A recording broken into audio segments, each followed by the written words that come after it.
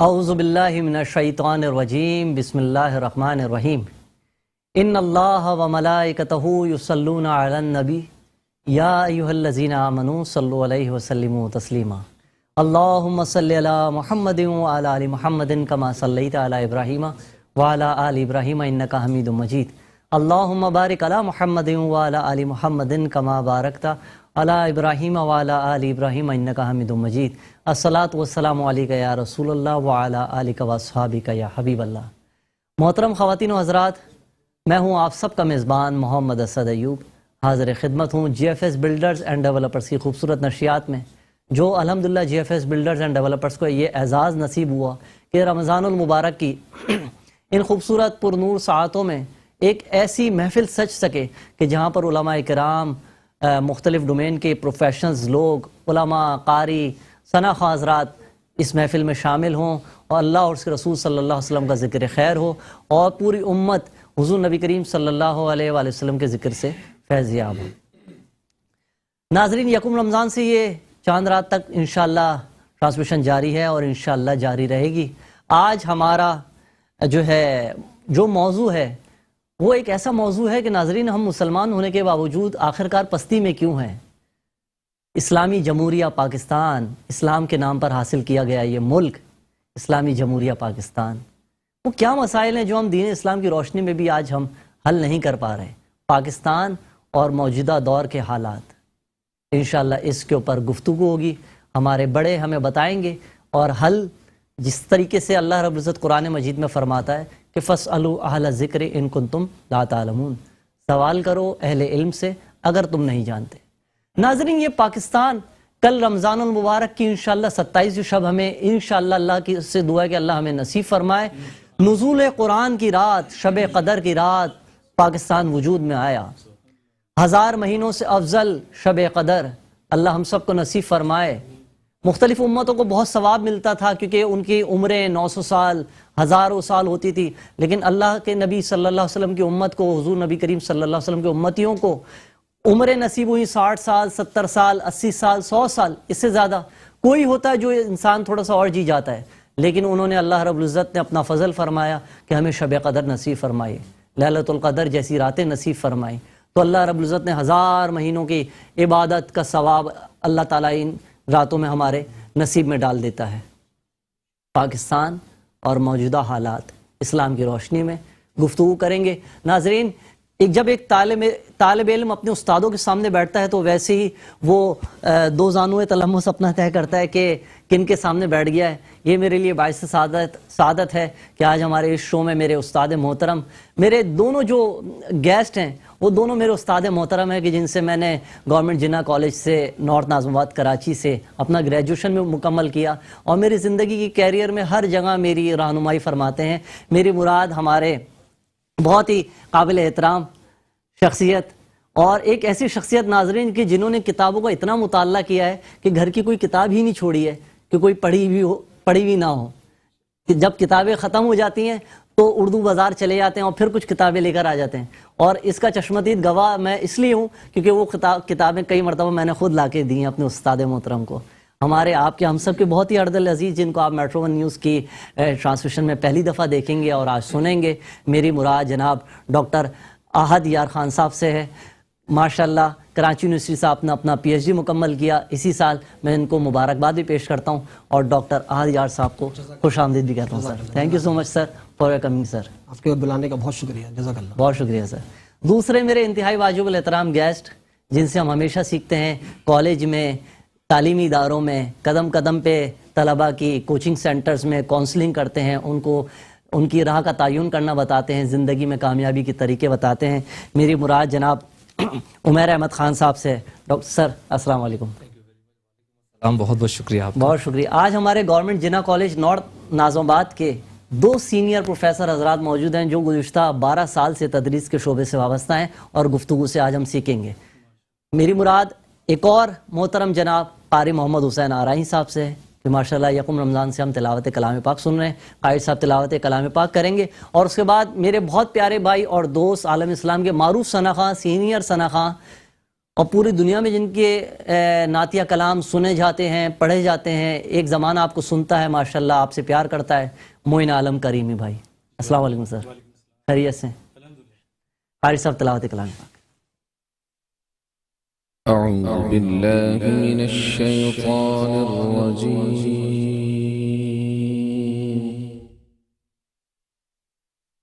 بسم الله الرحمن الرحيم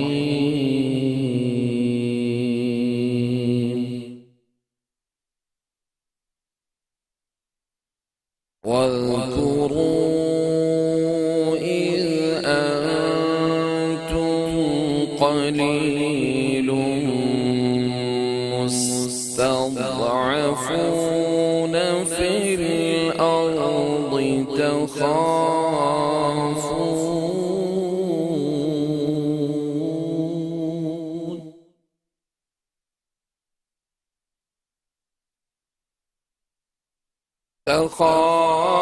تخافون أن يتخطفكم الناس فآواكم وأيدكم بنصره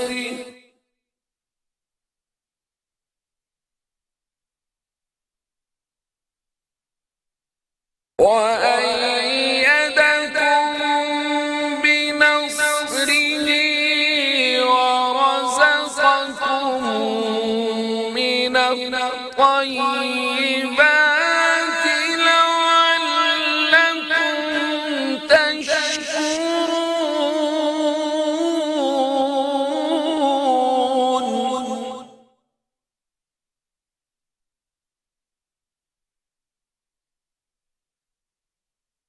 يا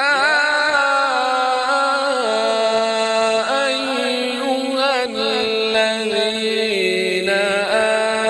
آمنوا لا تخونوا الله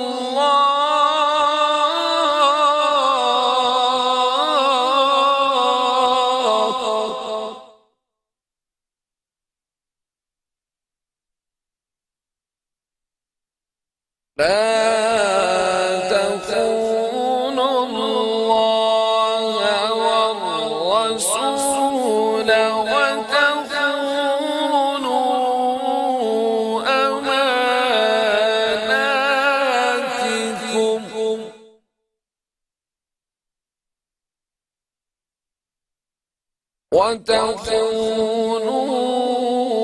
وتخونوا أماناتكم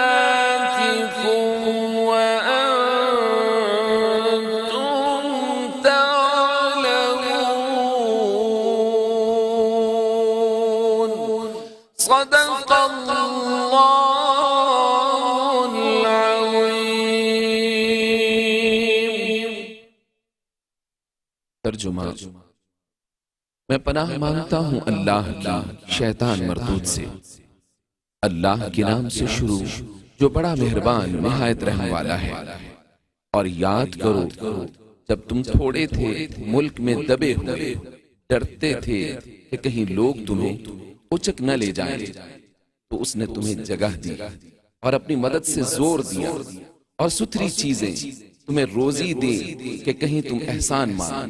اے ایمان والو، اللہ اور اس کے رسول صلی اللہ علیہ وآلہ وسلم سے دغا نہ کرو اور نہ اپنی امانتوں میں دانستہ خیانت۔ وآخر دعوانا ان الحمدللہ رب العالمین۔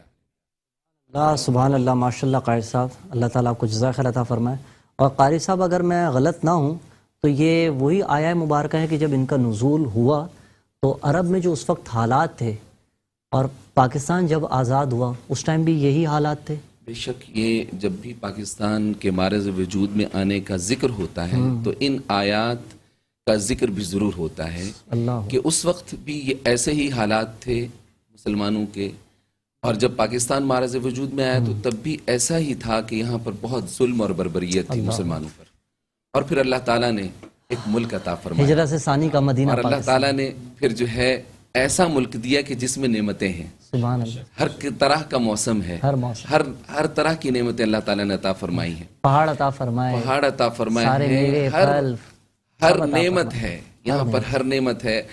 آپ کہیں پر بھی چلے جائیں، کہیں موسم گرم رہتا ہے، کہیں سرد رہتا واہ ہے. واہ، یہاں پاکستان کے اندر ہر اللہ طرح تعالیٰ نے کا ہر موسم طرح کا موسم عطا فرمایا، سبحان اللہ. اور اور آخر میں ہر طرح کا اناج عطا فرمایا. سبحان اللہ، آخر میں پھر ہم یہی کہہ سکتے ہیں کہ فبی ای اعلیٰ ربی سبحان اللہ، بے شک، بے شک، بے شک.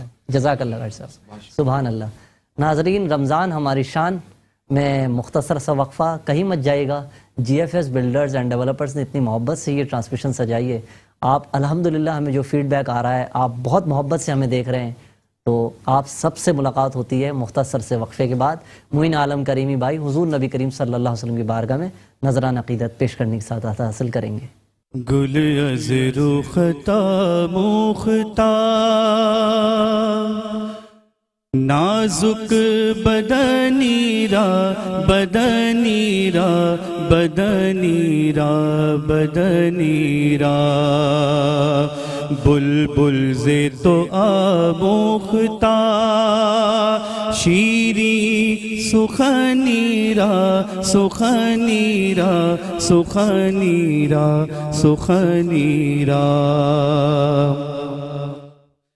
ہر کس کے لبے لال تورا دیدہ بدل گفت ہر کس کے لبے لال تورا دیدہ بدل گفت حقا کے چے خوش کندہ عقیق یمنی را یمنی را یمنی را یمنی را حقا کے چے خوش کندہ عقیق یمنی را یمنی را یمنی را یمنی را بلبل ز تو آموختا شیری سخنی را سخنی را سخنی را سخنی را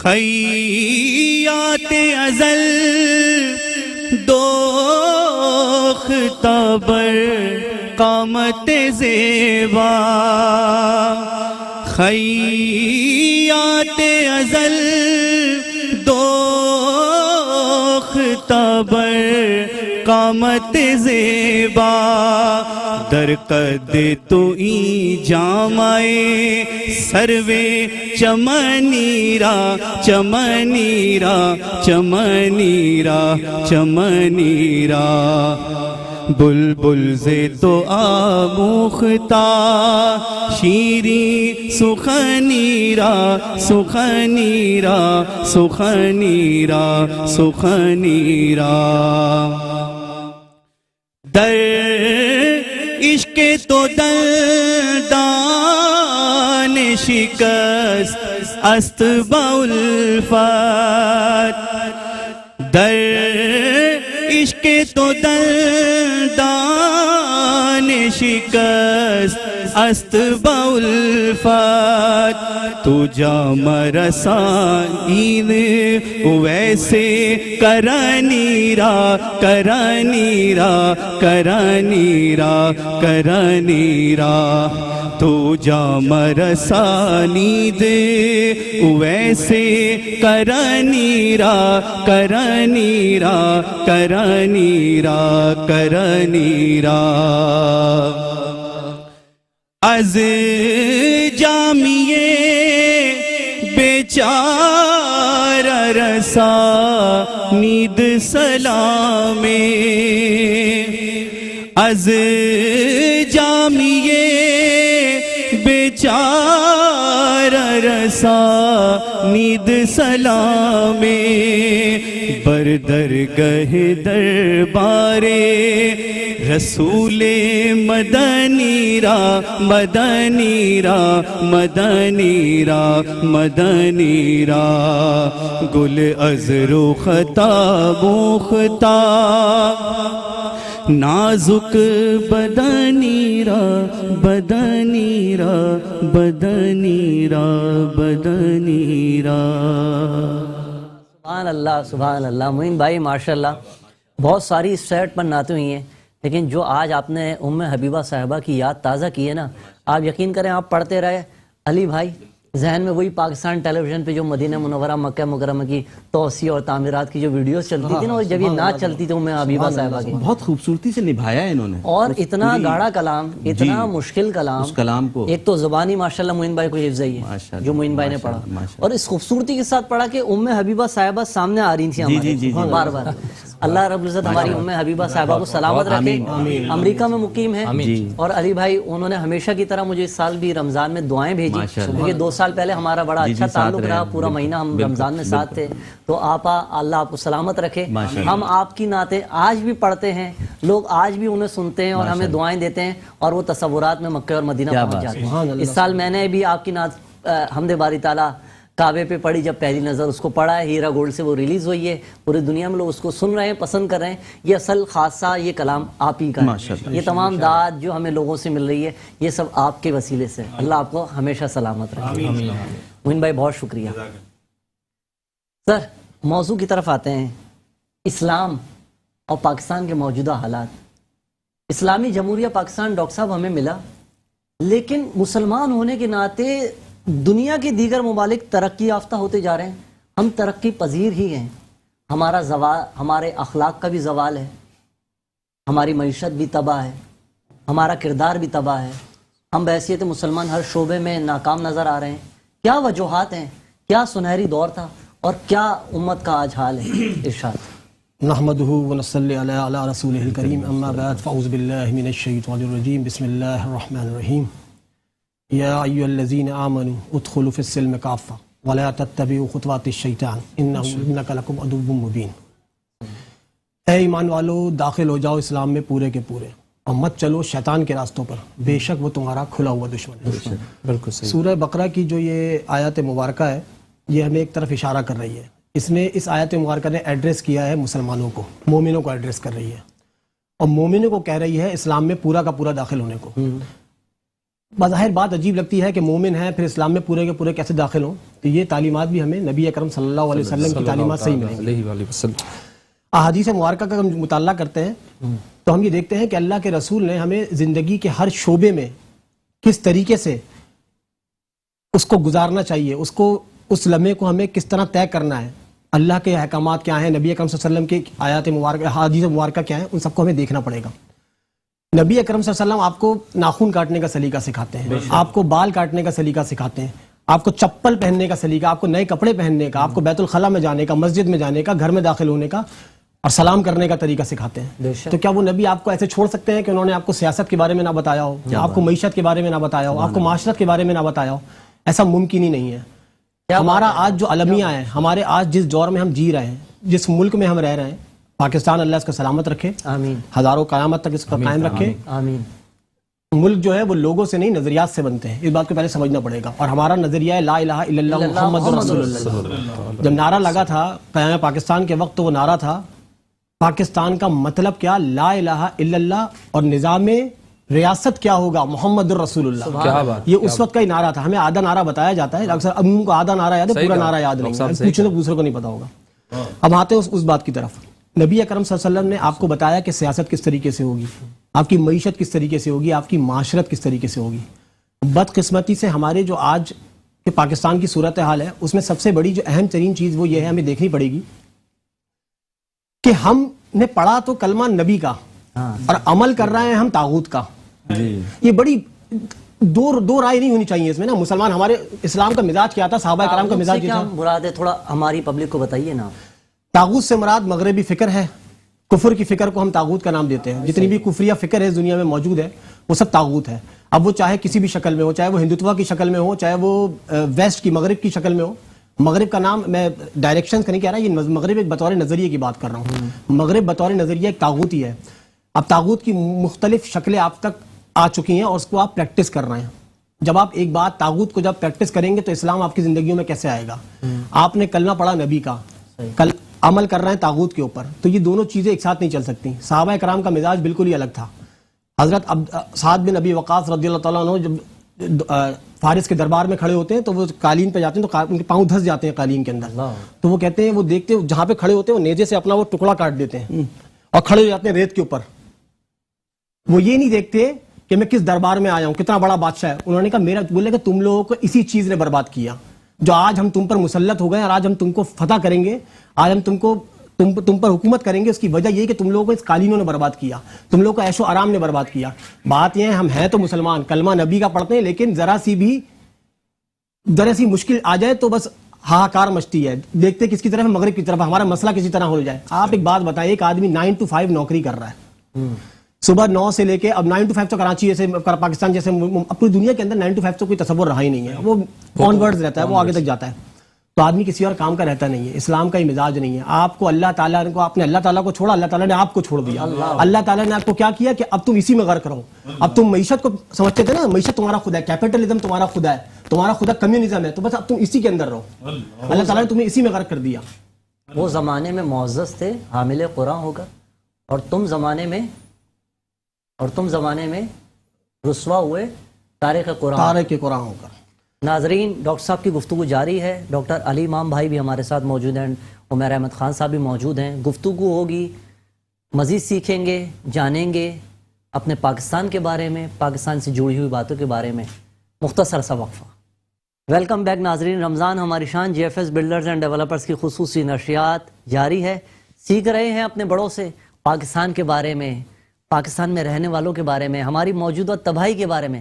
کیا خوبصورت گفتگو کر رہے تھے ڈاکٹر احد یا خان صاحب. اب مزید بات کو آگے بڑھائیں گے. ہمارے عدنان حفیظ بھائی نے جو نمائندہ خصوصی جی ایف ایس بلڈر سے بھی ابھی جوائن کیا, علی بھائی ساتھ موجود ہیں, عمیر احمد خان صاحب. پروفیسر صاحب, پاکستان کا جن حالات کے حوالے سے ڈاکٹر صاحب نے ذکر کیا, جو باتیں ذکر کی, اس ذیل میں کیا ارشاد فرمائیں گے؟ دیکھیں, میں جو اس کو جس طرح دیکھتا ہوں, دیکھیں اسلام کا جب ورڈ آپ کے سامنے آتا ہے تو وہ ہماری ایک آئیڈینٹیفیکیشن ہے اور ہم پروٹیکشن محسوس کرتے ہیں. یہ ضابطہ حیات ہے, یہ ہماری لائف کو آگے لے جانے والا ایک بہترین ٹول ہے. لیکن انفارچونیٹلی کیا ہوا ہے کہ اس کی آرگنائزیشن جو ہے معاشرے میں وہ مس ہے. صحیح.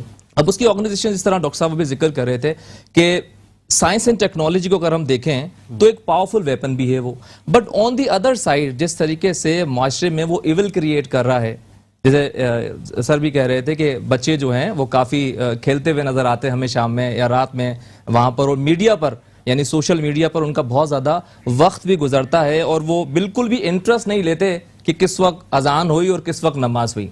تو ایک تو یہ چیز ہے. دوسری بات یہ ہے کہ اگر آپ معاشرے میں فلاح اور بہبود کو ڈیولپ کرتے ہیں, آرگنائز کرتے ہیں, تو اس سے سب سے جو بڑی درسگاہ ہوتی ہے وہ آپ کا گھر ہوتا ہے. اب ہم جب پڑھا رہے ہوتے ہیں تو اس کے اندر ایک چیز بڑی مس کر رہے ہوتے ہیں کہ بچے کا جو پیرنٹ ہے وہ آ کر یہ کہتا ہے کہ جی یہ پڑھتا نہیں ہے, لیکن میں ان سے پوچھتا کہ سارا آپ نے آخری کتاب کون سی پڑھی تھی, کیا بات, آپ نے کون سی لائبریری جو ہے وہ گھر میں ڈیولپ ہو گئی ہے کہ بچے کے اندر وہ چیزیں نظر آئیں گی. سپوز کریں کہ اگر میں ہی نماز نہیں پڑھتا تو میرا بیٹا یا میری بیٹی نماز کیا پڑھے گی. اگر میں ہی قرآن کریم, فرقان حمید اور احادیث مبارکہ کا مطالعہ نہیں کرتا تو وہ کیسے جو ہے وہ میرے گھر میں ڈیولپ ہوگی. ایک یہ چیز بہت یہاں پر مسنگ ہے. دوسری بات یہ کہ جب میں being as an instructor of English language, جب میں انہیں کوئی زبان پڑھاتا ہوں فورن, تو میں کہتا ہوں دیکھیں یہ صرف ایک زبان ہے, آپ نے کلچر کو ایڈاپٹ نہیں کرنا. ہمارا اپنا کلچر بہت رچ ہے, بہت رچ ہے. ہمیں کسی اور کے ڈائنامک کو, کسی اور کے فریم ورک کو, we don't need that framework. ہمیں اس فریم ورک کی ضرورت نہیں ہے. صرف جو ہمارا فریم ورک ہے اگر ہم اس کو حقیقی طور پر اپنی زندگیوں میں نافذ کر لیں, آئی ریپیٹ نافذ کر لیں, اور اس کو آگے لے کے چلیں, تو ہمارا جو معاشرے کا نظام ہے, ہمارا جو گھر گھرستی ہے وہ پنپے گا. اور ایک اور لاسٹ بات اس میں ایڈ کرنا چاہوں گا کہ دیکھیں بچہ جو ہوتا ہے نا وہ ایک سمجھ لیں ایک سیڈ کی طرح ہوتا ہے. جب اس کو آپ پلانٹ کرتے ہیں, اگر آپ نے اس کی پلانٹیشن کو اچھا کیا تو سوشل میڈیا پہ جائے گا, کسی اور فورم پہ جائے گا, لنکڈ ہے, دس دیٹ, کہیں پر بھی جائے گا. اگر آپ نے اس کی کیریکٹر بلڈنگ کری ہوگی وہ بھٹکے گا نہیں. ایسے ہی ہے. اور اس کیریکٹر کی بلڈنگ کے لیے ہمیں کسی اور کا فریم ورک نہیں چاہیے. محسن انصار یا نبی اکرم صلی اللہ علیہ وسلم کی ذات مبارکہ از انف فار اس. وہ ہمارے لیے اسوہ حسنہ ہے. کیا بات ہے. اور ان کی جو لائف ہے نا, اگر اس کو ہم صحیح طریقے سے اپنی زندگیوں میں اڈاپٹ کر لیں, یقین مانیں کہ ہمیں کسی کو بتانا نہیں پڑے گا کہ ہم مسلمان ہیں, ہمارا کیریکٹر بتائے گا کہ ہم جو ہے وہ مسلمان. چلتے پھرتے امتی حضور نبی کریم صلی اللہ علیہ وسلم. اس کے میں کہہ رہا ہوں نا, ایسا فریم ورک ہے جس کے کوئی نمول بدل نہیں ہے. علی بھائی, حضور نبی کریم صلی اللہ علیہ وآلہ وسلم کے بارے میں اما عائشہ صدیقہ رضی اللہ تعالیٰ عنہ, اللہ کی کروڑوں رحمتیں ان پر, ایک صحابی رسول آتے ہیں کہ یا سیدہ ہمیں حضور نبی کریم صلی اللہ علیہ وآلہ وسلم کے اخلاق کے بارے میں کچھ بتائیے. آپ فرماتی ہیں کیا تم نے قرآن مجید کا مطالعہ نہیں کیا کہ پورا قرآن مجید حضور نبی کریم صلی اللہ علیہ وسلم کا اخلاق ہی تو بیان کرتا ہے. سبحان اللہ سبحان اللہ. کس طرف ڈاکٹر صاحب نے اشارے فرمائے, عمیر پروفیسر صاحب نے جو اشارے فرمائے, کیا ہم نے والدین نے اپنے بچوں سے پوچھنے سے پہلے کیا اپنا محاسبہ کیا کہ ہم نے زندگی میں آخری کتاب کون سی پڑھی تھی, اور ایسی کتاب نزول قرآن کا مہینہ قرآن مجید, کیا ہم فیض حاصل کر رہے ہیں علی بھائی؟ کیا بات ہے, کیا بات ہے. بہت شکریہ اسد بھائی. اسد بھائی, دین اگر روح ہے تو تہذیب جسم ہے. کیا بات, کیا بات. دین اگر روح ہے تو تہذیب جسم ہے, تو تہذیب جسم, اور ادب لباس ہے. ادب لباس ہے. واہ. تو ہم جو ہیں اسد بھائی گریجولی جب ہم پڑھا کرتے تھے نا سیولائزڈ اور انسیولائزڈ, تو ہم جب انسیولائزڈ پڑھتے ہیں تو ایز اے لے مین یہ سمجھ میں آتا ہے کہ کپڑا لتا نہیں تھا, نیم برہنہ حالت میں تھے. پھر جب سیولائزیشن کی طرف آئے تو چیزیں بہتر ہوتی چلی گئیں. لیکن آج مجھے لگتا ہے کہ وہ جو ادب جو چلتا ہٹتا چلا جا رہا ہے, تو آپ نیم برہنہ ہی تو ہوتے چلے جا رہے ہیں. آپ اس سیولائزڈ دور میں آپ انسیولائزڈ ہی تو ہوتے جا رہے ہیں. چاہے آپ فزیکلی طور پہ کپڑے دیکھ لیں یا ادبی طور پہ آپ دیکھ لیں کہ وہ کہاں چلا گیا. سر جو ابھی فرما رہے تھے کہ والد سے پوچھا کہ بھائی آپ نے کون سی کتاب پڑھی ہے, تو بات یہ ہے کہ اے سی لگا لیا اور کھڑکیاں کھلی. کیا بات, اے سی لگا ہوا ہے, کھڑکیاں کھلی چھوڑنی. ارے بھائی پہلے آپ اس کی سیلنگ تو صحیح کیجئے, پھر اپنے بچے کو حافظ بھی بنائیے, آپ مولوی بھی بنائیے, آپ عالم بھی بنائیے, مفتی بھی بنائیے. آپ خود تو بیٹھ کے رات کو ٹی وی دیکھتے ہیں, آفس سے آتے ریموٹ کنٹرول پکڑ کے بیٹھ جاتے ہیں, اینڈرائڈ پکڑ لیتے ہیں, اور بچے کو لگایا ہوا کہ حفظ کرو, بچے کو لگا. ارے وہ کیسے کرے گا, اس کو وہ انرجی نہیں مل رہی ہے. باپ اور ماں انرجی بھی تو ایمٹ کرتے ہیں. جو پوزیٹیو انرجی ہے اسد بھائی, آپ کے والد مرحوم اللہ پاک ان کے درجات بلند کرے, یہ ان کی تربیت ہے اسد بھائی, اور آپ ان کے ساتھ رہے ہیں. اللہ رب العزت, ایک تو وہ جو انرجی آپ نے ریسیو کی ہے, انہوں نے آپ کو پکڑ کے تبھی لے گئے. وہ صرف کرتے تھے, آپ دیکھتے تھے.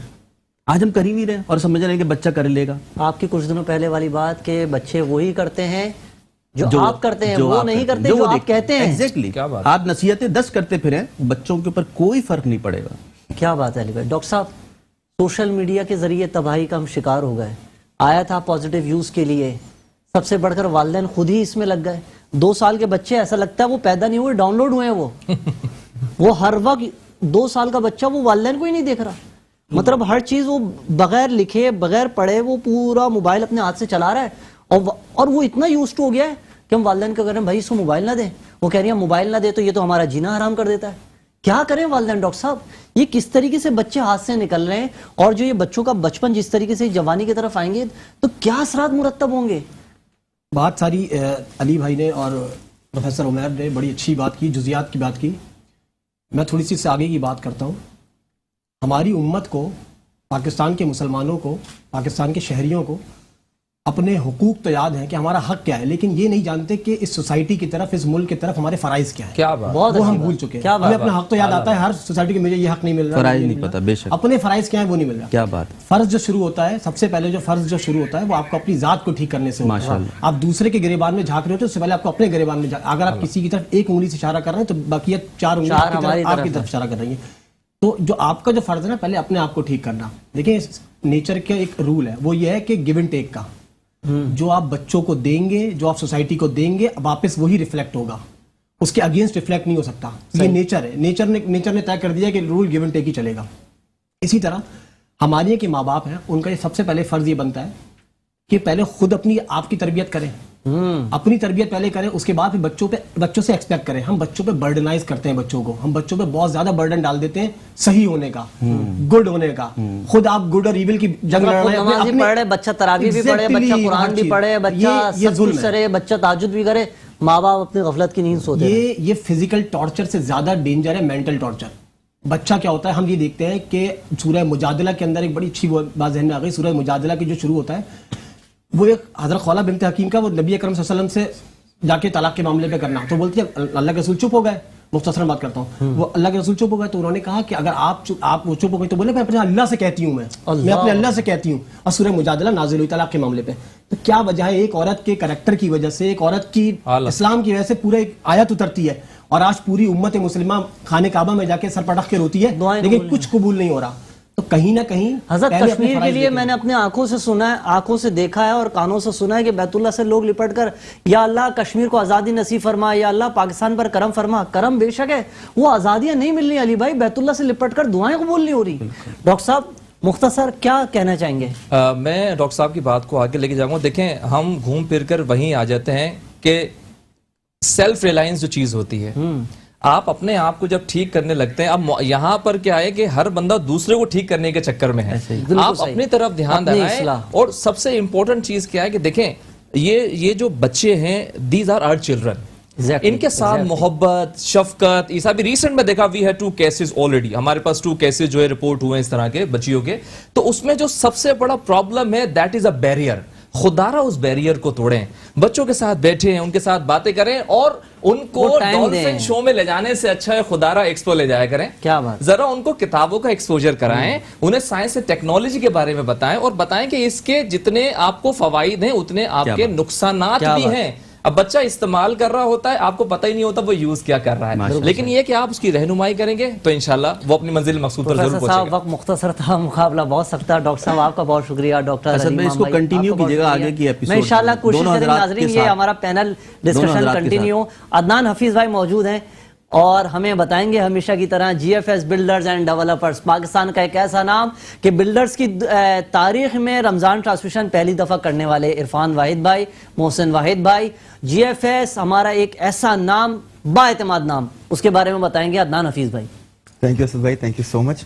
बहुत शानदार आज का पैनल आपका है, माशाल्लाह, बहुत कुछ नया। सर उस्ताद मोहतरम आए तो बस बिल्कुल बिल्कुल असद भाई, बिल्कुल। असद भाई GFS से न्यूज़ ये है कि फार्म हाउसेस स्टार्ट किए थे हमने, 7 मिनट सिटी फार्म हाउसेस, जी 1.5 साल पहले पोजीशंस पर आ गए हम माशाल्लाह। जिन्होंने बिजनेस पॉइंट ऑफ व्यू से लिया था वो अब उन फार्म हाउसेस को रेंट आउट कर रहे हैं। क्या बात सर, ठीक है, to earn the things. Sir कुछ बचा है कुछ? सर असद भाई आप आए, बिल्कुल मोस्ट वेलकम, मतलब आप सारे आए इंशाल्लाह, तो जो बेस्ट पॉसिबल होगा आपके लिए होगा।